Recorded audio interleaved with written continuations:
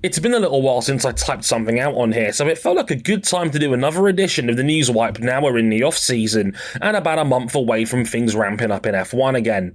But it wouldn't be F1 without some messy shit as per usual, so let's get into the latest mess from the office of the FIA, Jack Doohan, and how he might already be on a thin leash, as well as Fox's big moves as they take the IndyCar rights. Newswipe!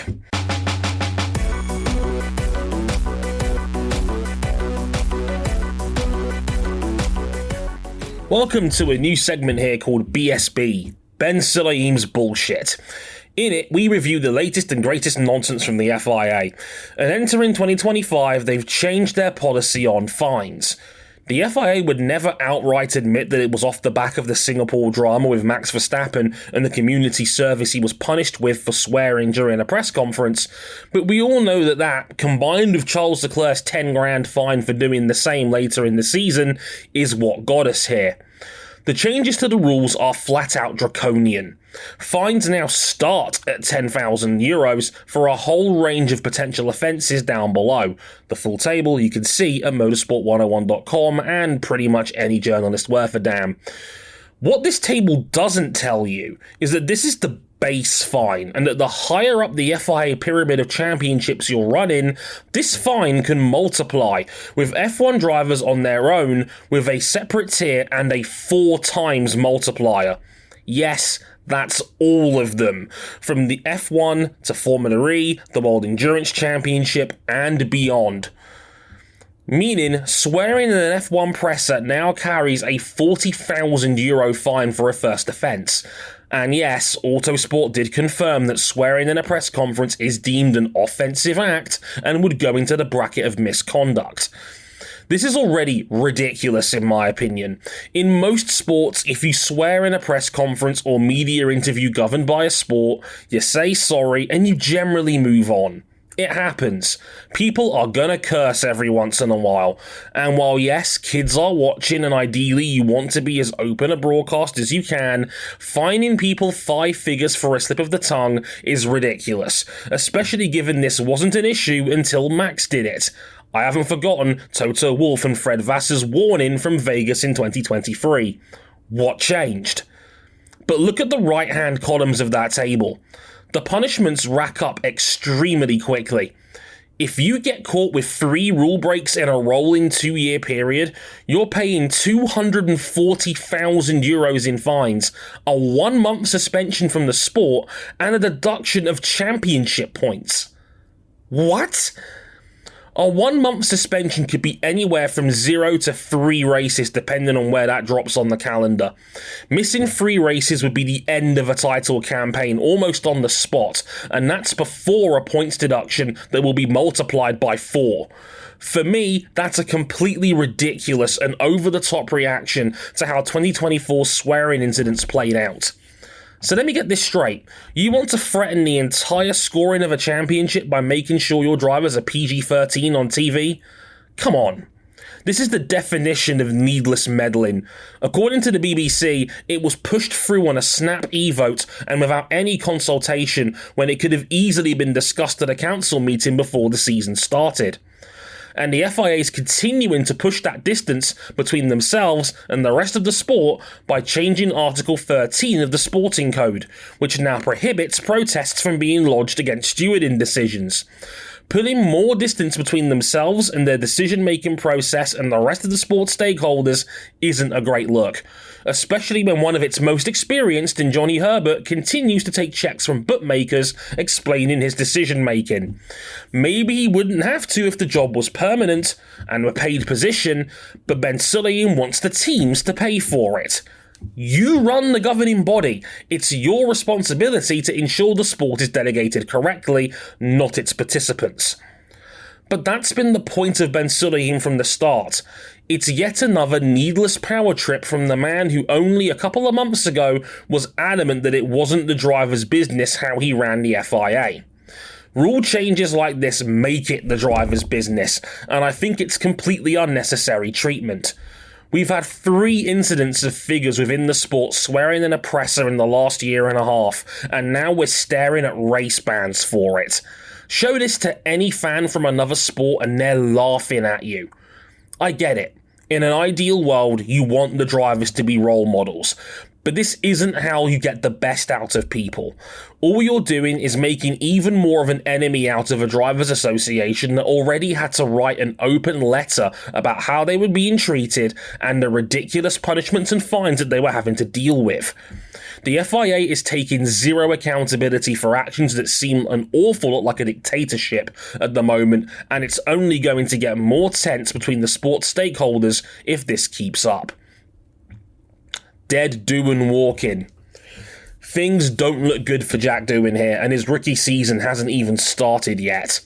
I'm a big NFL fan, and a certain quarterback over there has been the walking personification of the problem. One of the earliest years I can remember watching was 2012 when the Washington Commanders drafted Robert Griffin III as their new franchise player with the number 2 pick in the draft. But it was pretty clear that they didn't have full confidence in him because Washington spent a pretty valuable third-round pick on another quarterback in Kirk Cousins. Long story short, RG3 balled out and won Rookie of the Year, but his coach making him play through a torn ACL in his first playoff game derailed his entire career. Kirk Cousins took over and has now made over $300 million in career earnings.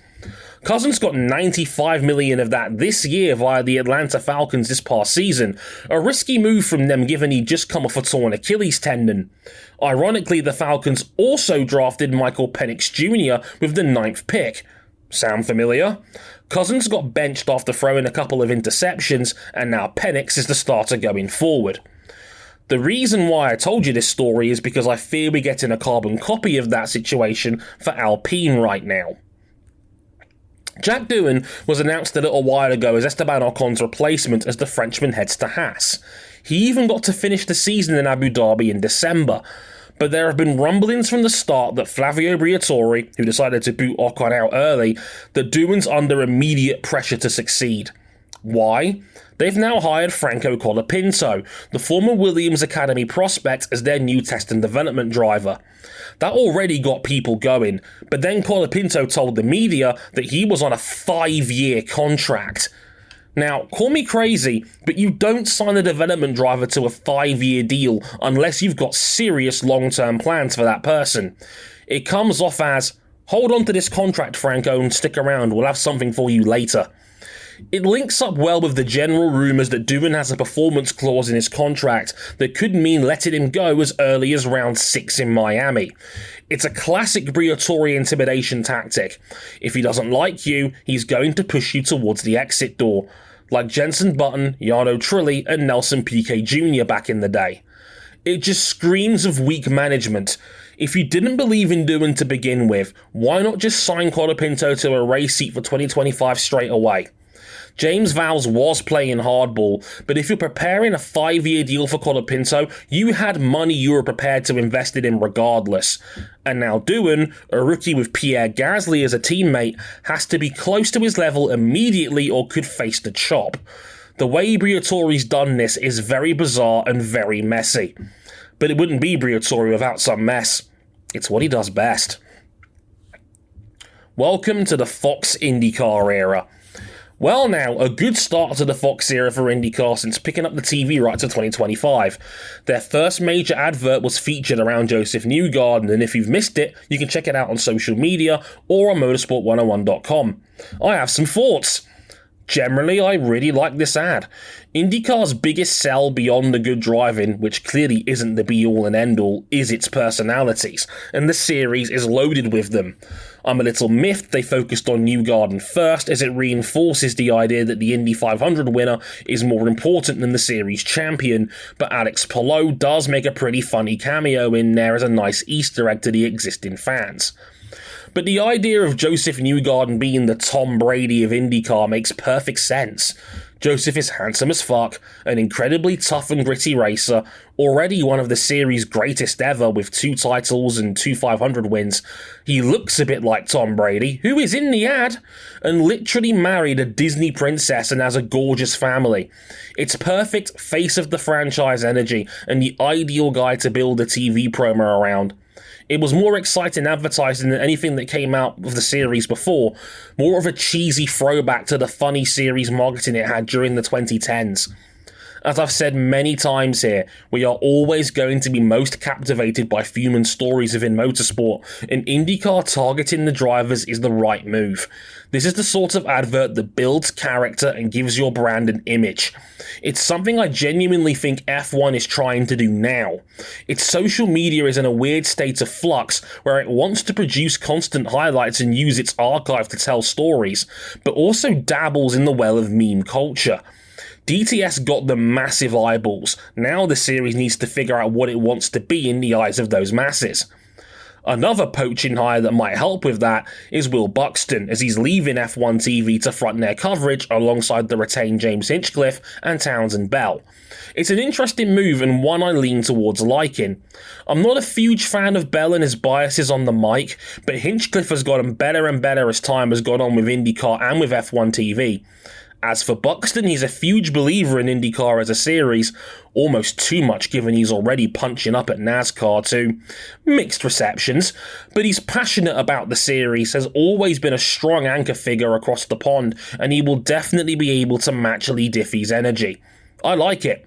Part of me hopes Shea Adam from IMSA can be their reporter, but I'm wishfully thinking here. It's still early days, and I want to see what Fox is going to do in 3 months' time as it runs up to the Indy 500 and across the whole season and beyond, but this was a strong start and there's some genuine excitement in the series for the first time in a while. Let's hope it continues.